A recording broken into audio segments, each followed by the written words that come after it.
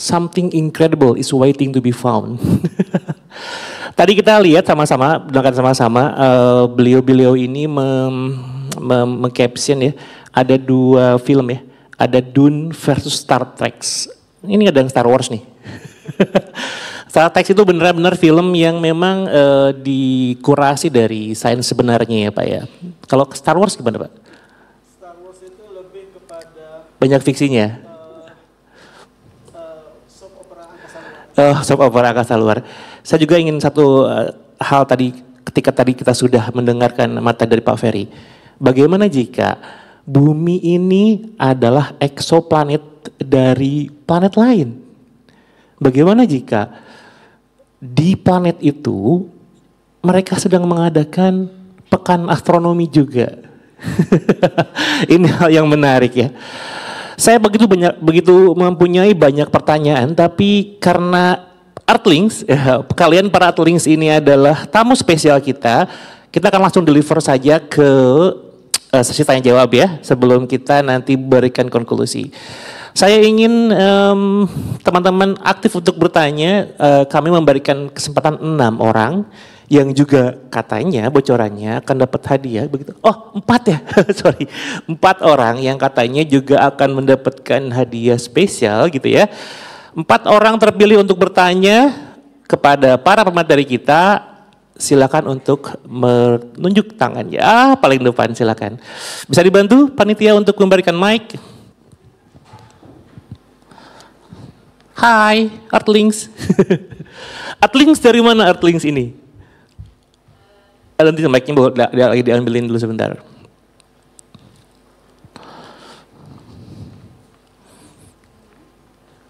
Ibu.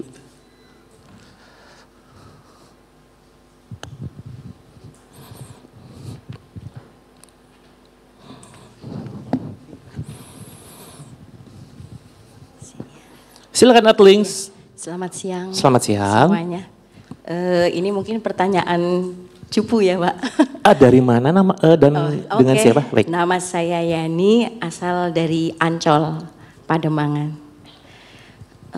Yang saya tahu untuk astronomi di bayangan saya adalah membayangkan kalau perjalanan kita ke bumi kemudian ke luar angkasa, itu saya bayangkan hanya seperti membuka halaman buku Pak. Jadi kita ada di satu titik di bumi, jadi sebenarnya datar aja gitu. Apakah pemahaman saya ini tepat? Terus kemudian yang kedua, saya hanya punya bayangan seperti film Interstellar. Apakah memang pada kenyataannya ya di secara teori itu apakah demikian gitu Pak? Jadi sebetulnya perjalanan kita keluar angkasa itu saya imajinasikan seperti di film itu gitu. Jadi pada kalau di film itu kan malah yang di bumi itu lebih tua ya daripada orang yang melakukan perjalanan ke luar angkasa. Kalau yang tadi saya dengar dari Ibu kan mungkin ada agak kontra kali ya. Jadi kalau kita kan sesuai dengan tubuh kita, kalau di dalam, kalaupun nanti keluar juga tidak akan berubah gitu. Jadi yang perlu penyesuaian adalah tubuh. Nah, bagaimana tanggapan Bapak dan Ibu sekalian? Terima kasih. Baik, terima kasih Ibu Yani. Pertanyaan kedua, coba ke bawah dulu tangannya, hitungan ketiga, angkat tangannya. Cepat-cepat semua, oh ya ini deh, yang tengah-tengah, silakan.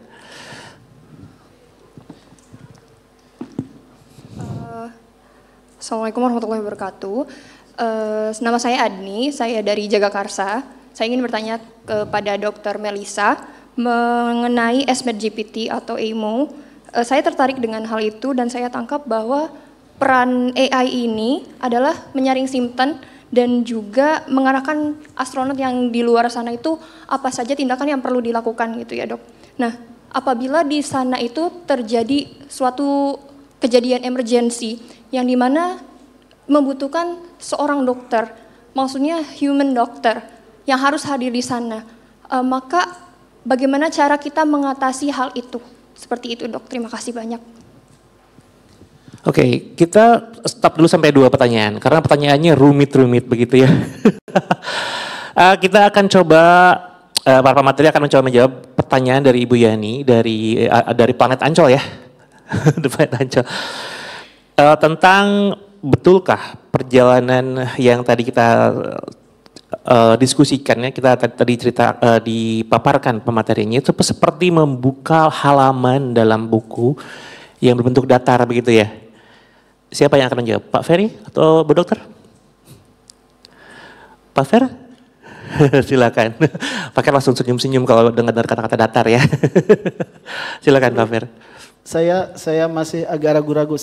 Saya masih belum nangkap ininya. Kalau maksudnya literally mungkin enggak ya, tapi kalau maksudnya ini lebih ke philosophical mungkin masih masuk. Mungkin analoginya mungkin ya, filosofinya Pak. Jadi gini.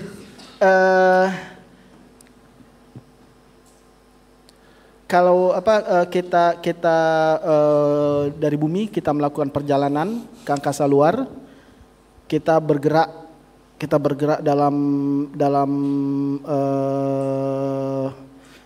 dalam ruang.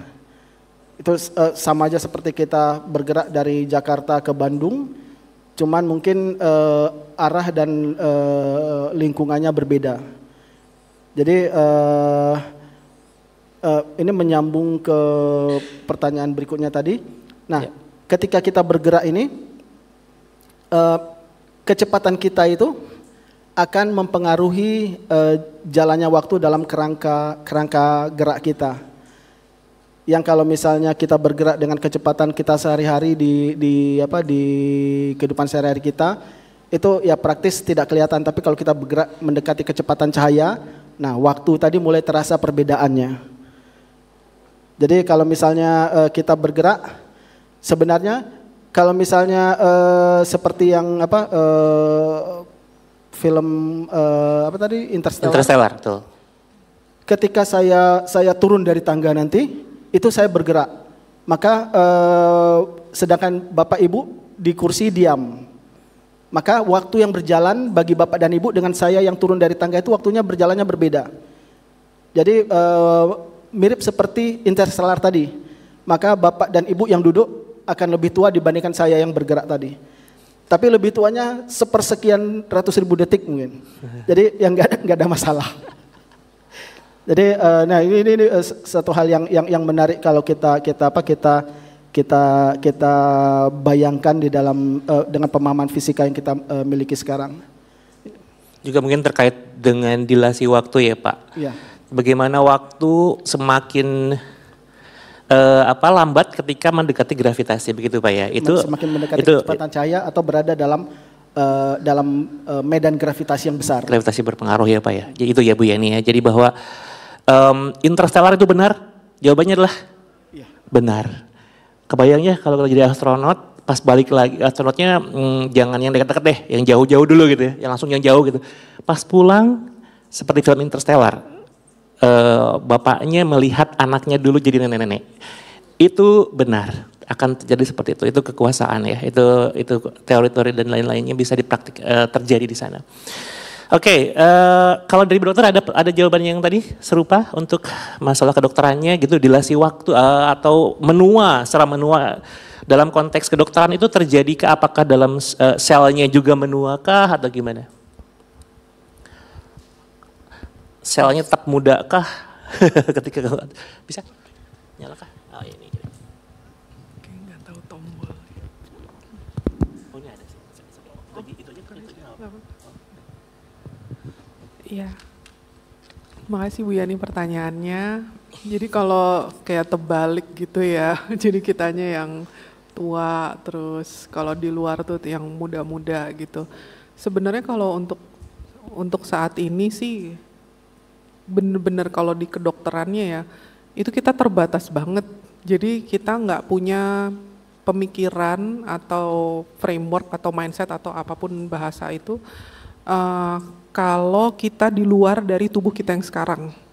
Jadi baliknya tuh selalu ke yang ada saat ini dengan segala pengaruh gravitasi dan sedikit-sedikit karena ada astronot ada pengaruh di luar. Jadi kalau untuk saat ini ya dalam segi keilmuan itu memang belum ada Bu. Jadi kita nggak bisa ngebayangin nanti akan ada perubahan pola waktu gitu kan ya, berarti ya intinya apakah aging dalam artian tubuh manusianya yang aging, apakah nanti bisa mendadak muda lagi atau nanti dia bisa lintas waktu dengan tubuh yang sama atau yang mirip-mirip seperti itu. Untuk saat ini di medis belum ada, dan yang ada tuh malah lebih ke arah kalau di luar sana begitu kita tuh harus satu paket sama buminya gitu. Kayak kita kalau keluar angkasa itu di spacesuit kita itu kita membawa bumi kita bersama. Jadi kalau kita bisa keluar dan berubah badan atau yang semacamnya itu kita masih belum sih, mindsetnya belum ke sana. Tapi sih saya pengen tahu juga ya kalau ada baseline makhluk lain yang kan ini kan mencari planetnya mirip bumi. Nah kalau mencari makhluk lain yang mirip bumi dan itu bisa jadi baseline untuk penelitian, pasti sih itu udah dijamin kita akan mencari tahu sih tentang itu. Amazing, terima kasih. Langsung lanjut ke pertanyaan kedua ya. Ini juga ke Ibu Dokter tampaknya dari Ibu Agni ya, Earthlings dari Ibu Agni. Beliau menanyakan bahwa bagaimana peran AI kelak dan jika emergensi terjadi di luar angkasa, gimana tuh? Bagaimana apa yang terjadi? Apa yang akan dilakukan? Ya, makasih Bu Agni ya tadi yang bertanya. Ya gimana ya kalau misalnya terjadi beneran nih emergency dan di Mars gitu ya. Kalau di ISS kan bisa dipulangin atau distabil sebentar ya di sana. Atau enggak telepon lah dokternya. Nah di sini jawabannya itu ada beberapa berlapis ya. Maksudnya kita preventif tadi yang ada precise countermeasure yang pertama. Jadi udah diteliti sebenarnya ada list penyakit apa aja sih yang bisa terjadi, yang sudah pernah terjadi dan paling sering terjadi itu ada listnya. Jadi itu udah pasti ada di sana dan diharapkan tidak terjadi seperti itu. Terus ada medical crew, astronot yang dokter yang pasti basicnya dia bisa, walaupun dengan sekali lagi biasanya mereka terhambat bukan karena keilmuan, terhambat karena nggak punya alat. Jadi kan kita nggak mungkin ya bawa alat berat-berat keluar angkasa, nggak bisa, walaupun dia bisa pakai semua alat kalau dia di bumi, di sana dia pilihannya terbatas. Nah terus misalnya udah kayak gitu, kita ada EIMO juga, terus EIMO-nya memutuskan nggak bisa, kita tetap harus kita harus hubungin dokter. Nah sebenarnya bisa sih kita ngubungin dokter, tapi yang tadi kan Pak Ferry sempat bahas kan, ya datangnya baru 1 jam lagi, itu kalau langsung dijawab, kalau mikir dulu gitu dokternya kapan, ini orang 2 jam udah lewat golden period kayak misalnya stroke segala macam udah pasti meninggal dan di luar angkasa pula. Jadi gimana nih apa yang harus dilakukan? Sebenarnya ada beberapa yang kasus emergency di sini mirip ya sama di bumi. Misalnya jantung ya yang paling sering dan paling menakutkan karena fatal. Sebenarnya udah ada beberapa perkembangan namanya CPR untuk luar angkasa. Biasanya saya masukin di slide tapi yang ini saya nggak masukin. Jadi posisi manusianya itu korban atau yang pasiennya itu karena nggak ada gravitasi dia nggak mungkin datar. Jadi dia harus dipeluk dari belakang. Ada tiga teknik. Ada yang teknik handstand. Jadi ngapung-ngapung aja yang neken, yang nolong sama yang pingsan atau yang penderitanya itu ya udah ngapung-ngapung tapi posisinya yang penting ngikut, dia harus tetap tegak lurus. Nah itu posisi satu. Terus ada yang dipeluk dari belakang kayak buat falsafah itu diteken-teken karena mau gimana lagi kita nggak bisa menidurkan pasiennya. Terus ada yang handstand, jadi ya kalau bisa diikat ya udah si penolongnya aja yang neken tapi posisinya kebalik karena ya kakinya udah pasti mau nggak mau di atas. Nah itu kalau jantung, sebenarnya ada lagi kalau misalnya dia trauma dalam artian patah gitu ya, atau yang serem-serem deh. Kalau luka, yang menarik itu waktu kemarin ya yang civilian itu, mereka tuh training cuma berapa bulan. Dan medical crew-nya itu bukan dokter, medical crew-nya itu kalau nggak salah dokter assistant deh. Tapi ternyata bisa dan yang penting PD dan bisa dibekali yang first aid basic life support itu semua kita bisa belajar ya. Jadi saya sangat sarankan kalau ada kantor atau apa yang instansi yang membuka BLS ikutan deh. Karena itu berguna banget, kita bisa menyelamatkan siapapun. Jadi itu minimal mendasar itu kita bisa. Terus biasanya juga udah dibekali obat-obatan standar. Dan biasanya astronot itu biasanya yang dokternya itu bisa ngambil darah, jadi minimal dia itu bisa stabilisasi. Nah tapi kan ya udah melakukan itu semua dan nggak bisa juga, apa yang bisa dilakukan ya nggak bisa. Emang ya kita udah coba sebisa mungkin dengan mencegah sebelum dia jalan, berangkat maksudnya. Kita udah menginclude atau memasukkan dokter, tapi dokternya mungkin terbatas, nggak bisa apa-apa juga.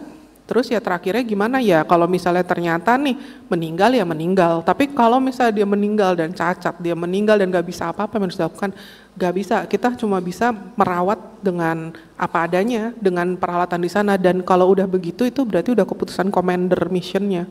Apakah misalnya kita punya infus 4 gitu ya, back infus, tapi apakah kita habisin untuk satu orang ini gitu, yang menurut dokternya ya ini mah udah nggak bisa, dia akan gini-gini terus sampai kita pulang, dan kita pulang masih 3 tahun lagi.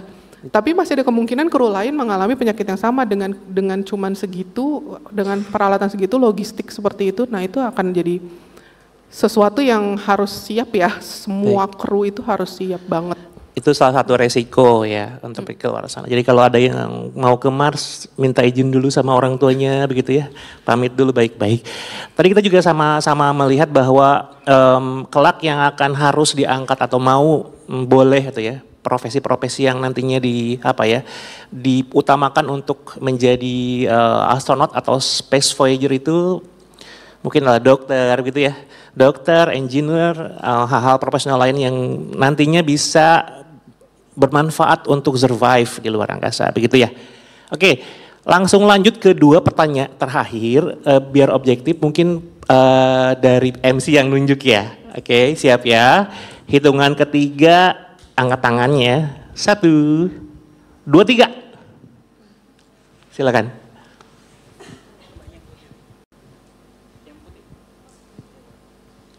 Oke.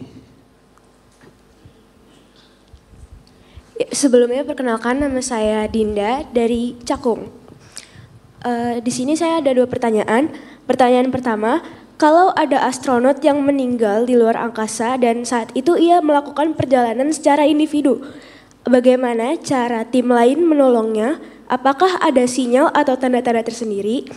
Lalu pertanyaan kedua, apakah segala sesuatu yang bisa mengalami pembusukan di bumi juga bisa membusuk saat di luar angkasa? Sekian pertanyaan dari saya, terima kasih. Terima kasih Atlings Dinda.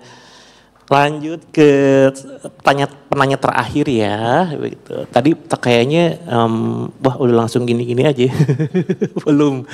Siap MC? Siap ya? Hitungan ketiga, 1, belum, 2, 3. Oh, paling depan. Yang lain yang belum nanya mungkin nanti bisa mention di Planetarium Jakarta ya, pertanyaan-pertanyaannya akan dijawab langsung sama profesional teman-teman di sini. Silakan. Perkenalkan, nama saya Jogi. Saya mau bertanya karena saya sejak kecil sudah mau bagaimana menjadi astronot. Apakah ada syaratnya atau boleh bawa benda pribadi atau mungkin perlu pengalaman? Terima kasih.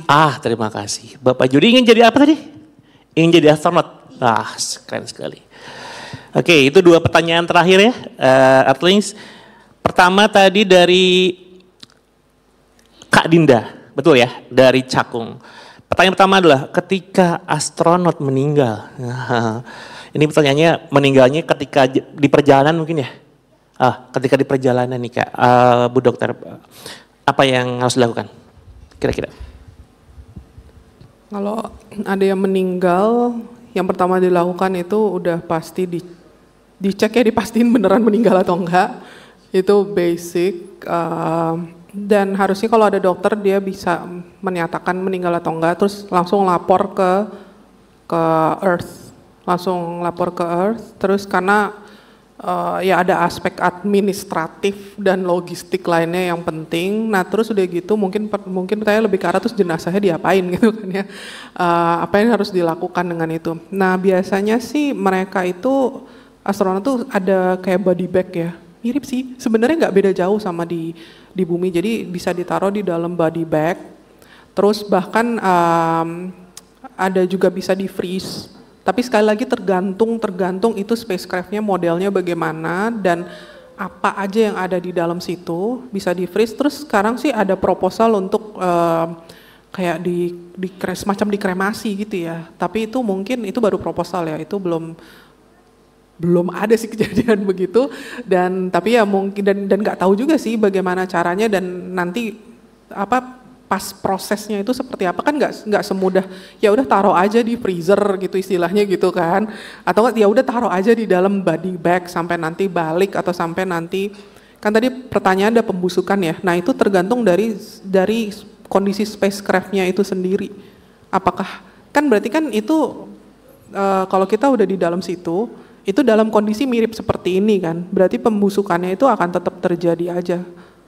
Jadi kalau dia maksudnya kita nggak ngebuang gitu loh jenazahnya, nggak ditaruh di suatu tempat yang bahkan kita yang ngebawa jenazahnya itu kita nggak bisa ke sana gitu. Kalau kita misalnya pindahin aja deh ke modul sebelah yang nanti mungkin dia kena radiasi dan mungkin nanti hilang sendiri atau membeku atau terjadilah proses-proses pembusukan atau proses yang lainnya karena nggak cuma membusuk. Nah tapi kan untuk orang yang ngebawa ke sananya aja dia udah terpapar sesuatu yang nggak bagus gitu buat badannya. Tapi ya secara praktis untuk saat ini yaitu di seal aja, atau yaitu pemikiran untuk ditaruh di freezer atau bahkan dikremasi. Tapi ya sebisa mungkin sih jangan sampai, tapi ya benar juga itu adalah risiko dan realita yang ya mungkin aja dia nggak mati mendadak dalam perjalanan, dia emang sudah usianya gitu. ya harus ada cara untuk benar-benar memperlakukan dan menjaga jenazah itu dengan layak ya kan, nggak mungkin kita waste keluar begitu aja. Atau mungkin ada agreement di awal ya, kalau misalnya ada astronot dia saya ingin terbang selamanya di luar angkasa begitu. Jadi ketika dia meninggal perjanjiannya terbangkan saya, keluarkan saya hingga saya floating gitu ya, ever. Begitu. Menjawab ya tadi ya. Oke. Terima kasih. Berikutnya dari Kak Jody ya. Cara menjadi astronot, begitu Kak Jody ya? Oke, silakan. Saya mau jawab. Bos, bisa menjawab cara menjadi astronot begitu.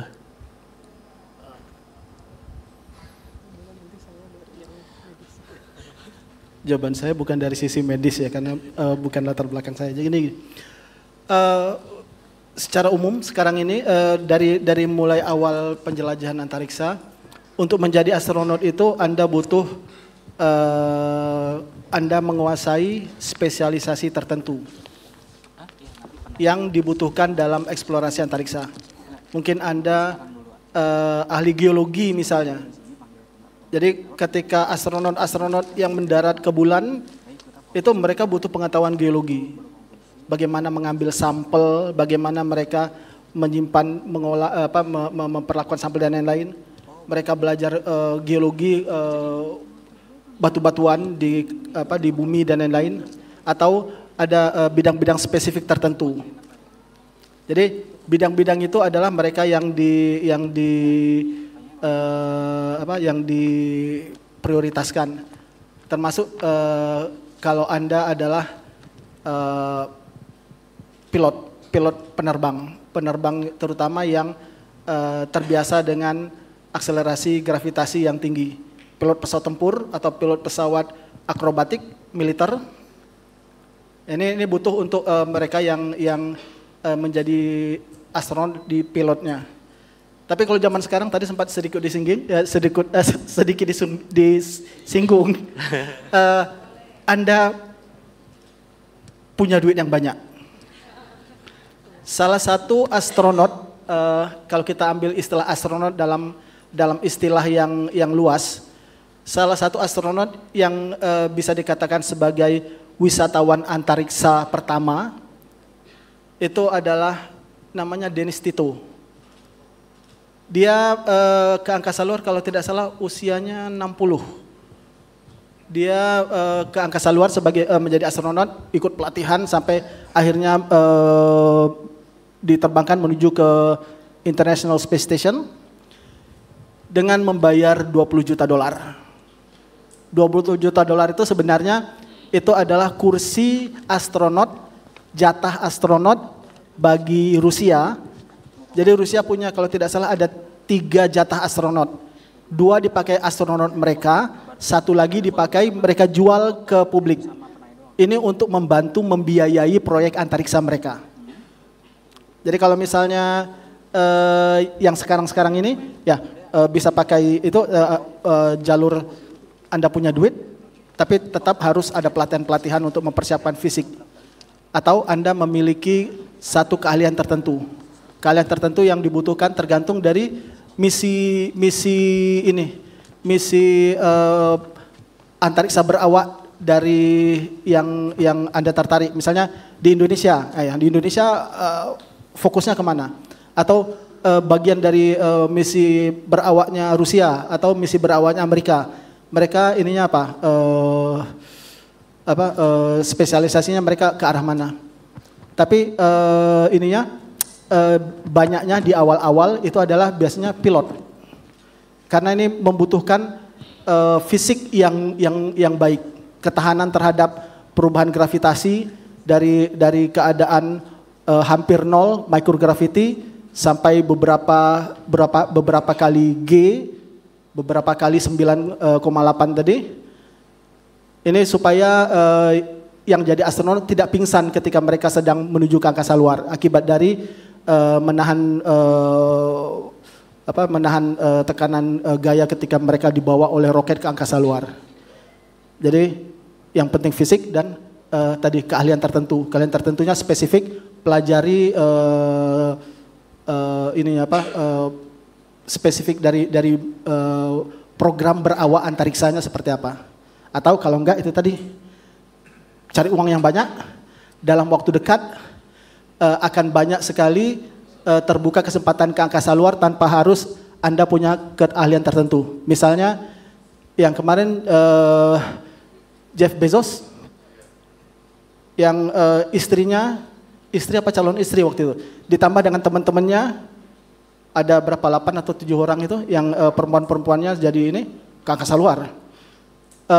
William Shatner yang jadi Captain Kirk di serial Star Trek yang lama.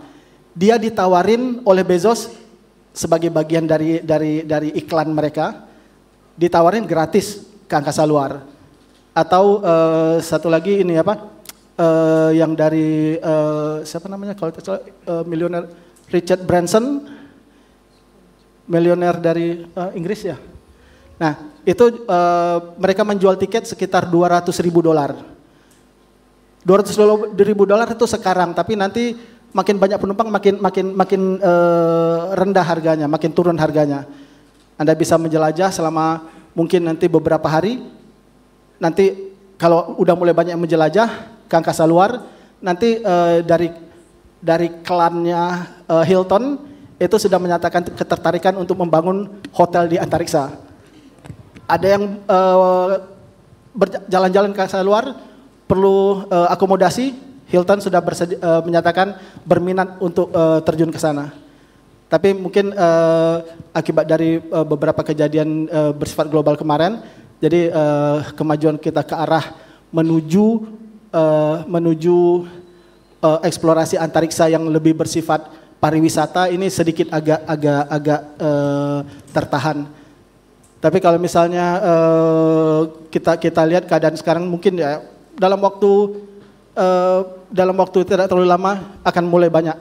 Yang itu dimulai dari tahun yang benar-benar komersil itu udah 2 tahun yang lalu udah ada. Jadi benar-benar jadi kalau astronot itu artinya mereka yang melakukan perjalanan ke angkasa luar. Nah itu orang-orang yang tidak punya latar belakang sains, tidak punya latar belakang engineering, tidak punya latar belakang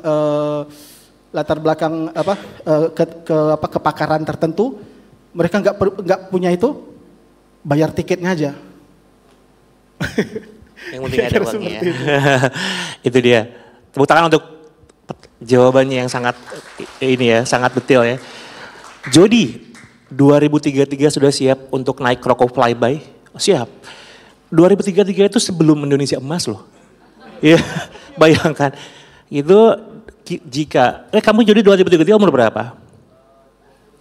Oke, the youngest astronaut from Indonesia. Jody, tepuk tangan untuk Jody. Sebelum saya tutup dengan konklusi, ini time flies banget ya. Ini kita kena dilasi waktu nih gara-gara materinya yang super daging ya.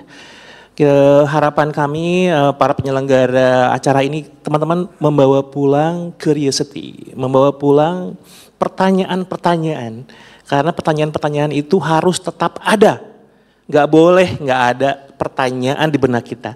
Karena itulah pesawat kita menuju luar angkasa. Saya ingin mengundang satu orang paling muda di sini. Siapa ya anak paling muda? Oh, kayaknya enggak. Berapa paling muda? Paling muda, siapa paling muda? Paling muda. Who's the youngest one? Yang paling muda? Betulkah? Umurnya berapa? Oh, masih ada yang lain kayaknya. Ini ada anak-anak kecil nih di sini.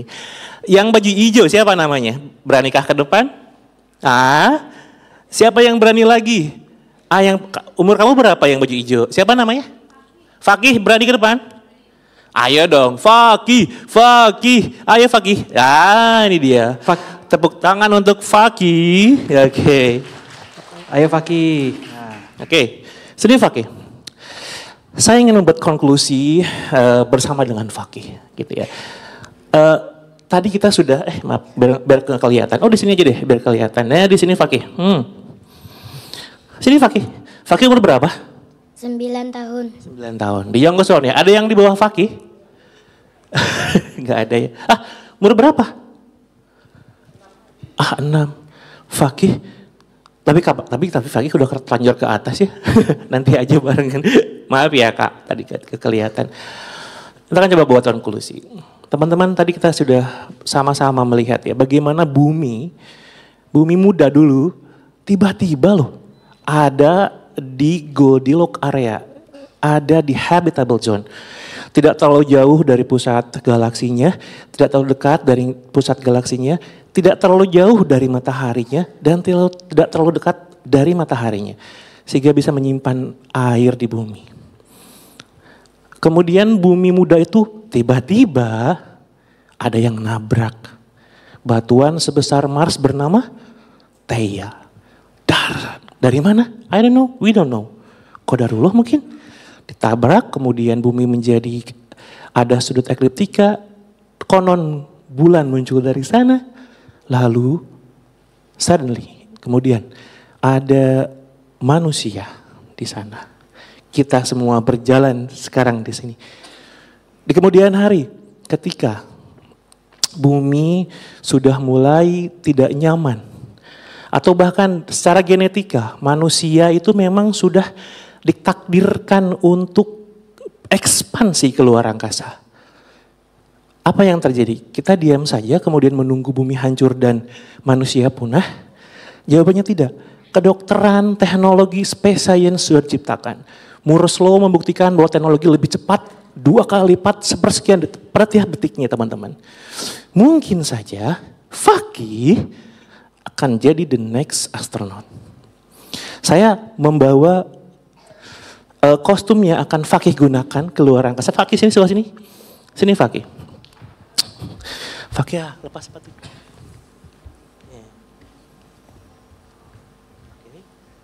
Fakih.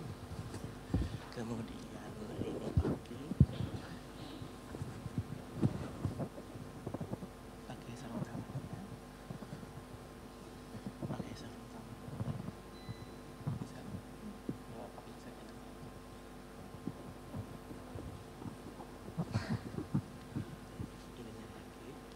Tasnya sebelah kiri.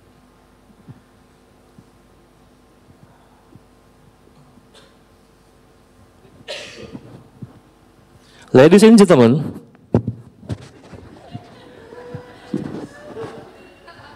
maju ke depan.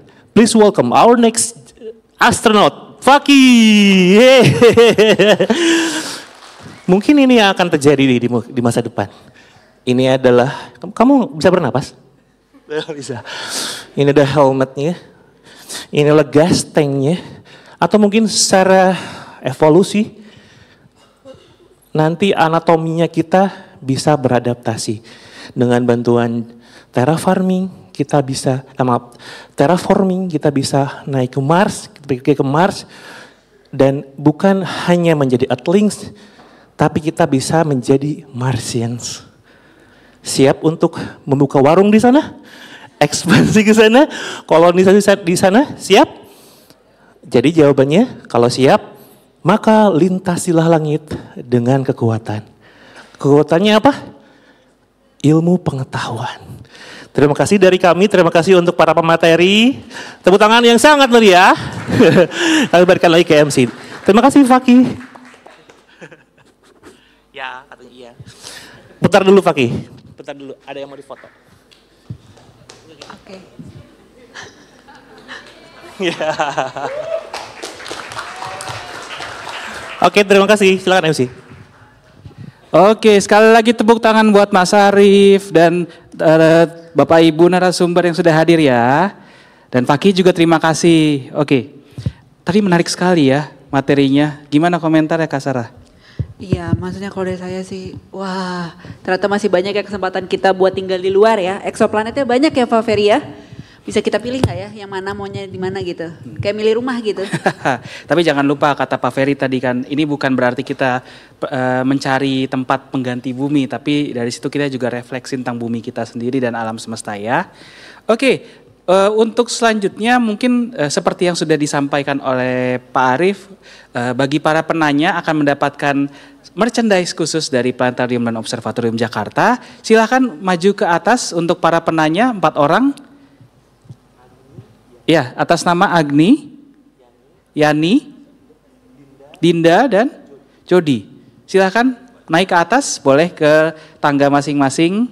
Dan hadiah akan akan diberikan oleh para narasumber. Boleh ke tengah, nggak usah malu-malu. Ya, silakan. Oke, silakan langsung samping kiri kanannya mungkin sekalian ya. Pak fotografer silakan mempersiapkan. Ya, nggak apa-apa dikasih dulu nggak satu-satu, silahkan. Ya. Oke, langsung berdiri di samping-sampingan. Mas Arief juga bergabung. Ya, silakan menghadap ke fotografer. Dihitung. Dok mungkin bisa foto dulu. Ya, 1, 2. Di bawah. Oke, terima kasih. Tepuk tangan buat para penanya. Tentu seperti yang disampaikan oleh Pak Arief tadi, walaupun yang bertanya baru 4, tapi yang lain jangan berhenti bertanya. Dan kalau mau bertanya nanti bisa banyak teman-teman dari Planetarium dan Observatorium Jakarta yang siap menjawab. Oke, untuk selanjutnya. Baik, untuk selanjutnya kita juga akan mengapresiasi Bapak dan Ibu narasumber dan moderator. Maka untuk Bapak Eko dan Bapak Fahri untuk dipersilakan naik ke atas. Ya, untuk narasumber sudah dipersiapkan semacam plakat sebagai tanda terima kasih sudah menjadi narasumber yang menginspirasi teman-teman di sini. Dan mudah-mudahan kita semua bisa banyak belajar dari materi yang sudah disampaikan ya. Silakan Pak Eko.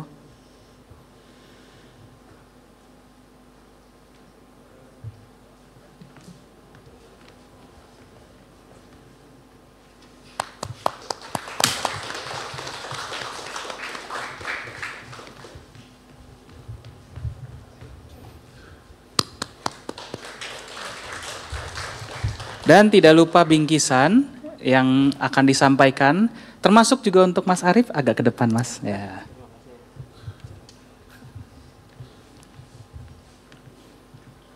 Ya, dari kanan.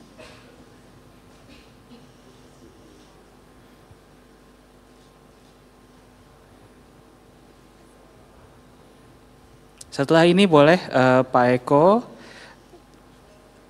mungkin semuanya bisa berfoto bersama ya dari penyelenggara. Ya boleh berfoto bersama, mungkin salah satu di sebelah kirinya Mas. Oh boleh sebelah situ. Rapat saja. Silakan fotografer.